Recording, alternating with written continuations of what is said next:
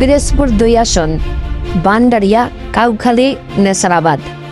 ত্রয়োদশ জাতীয় সংসদ নির্বাচনে ভোট কারচুপি, জালিয়াতি বিভিন্ন প্রসঙ্গ তুলে একটি মামলা দায়ের করেন হাইকোর্টে জামাত ইসলামের নেতা জনাব শামীম সাইদি সাহেব। মামলাটি 11 মার্চ দাখিল হয়। 12 মার্চ মামলাটির শুনানি হয়। পিরোজপুর 2, ভান্ডারিয়া, কাউখালী এবং নেসারাবাদ, এটিতে যিনি পরাজিত হয়েছিলেন তার নাম হলো জনাব শামীম সাইদি। তিনি এই আসনে 8,288 ভোটে পরাজিত হয়েছেন।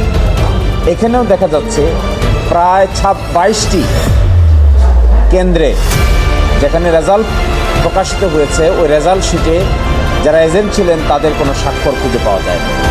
প্রায় 17,000 ভোট আছে, যে ভোটগুলোতে কেন্দ্রভিত্তিক যে রেজাল্ট আছে ওই রেজাল্টের শিটে এজেন্টদের কোনো স্বাক্ষর নেই, এবং কোনো কোনো জায়গায় আছে এজেন্টদের নামও নাই।